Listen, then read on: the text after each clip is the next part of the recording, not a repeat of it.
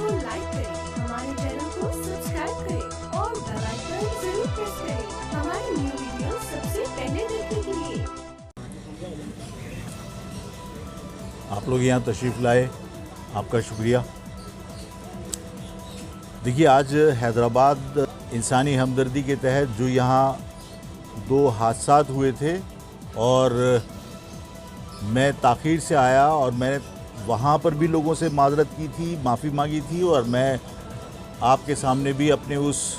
कोताही पर अपनी नदामत का इजहार करना चाहता हूँ कि मुझे इन सब के दुख में शरीक होने के लिए पहले आ जाना चाहिए था।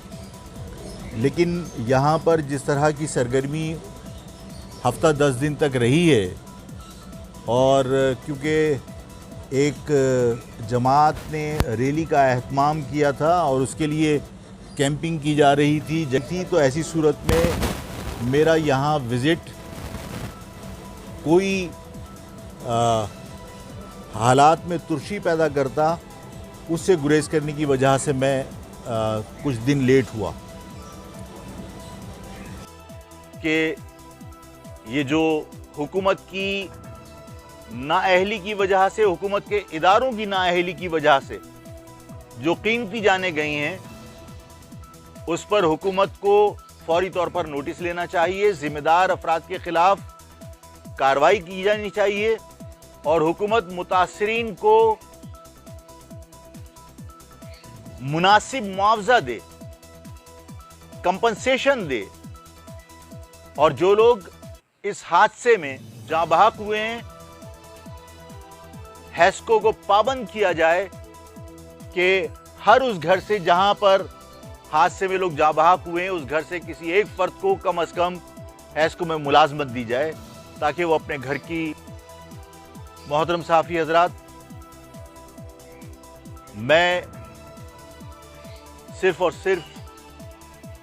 हैस्को की नाअहली की वजह से जो इंसानी जानें गई हैं, मैं उनके साथ हमदर्दी करने, उनके साथ उनके दुख बांटने के लिए मैंने हाज़िरी दी थी। लेकिन जब मैं उनके यहाँ ताज़ियत के लिए गया हूँ, मुख्तलिफ़ घरों पर, उनके कैंप पर,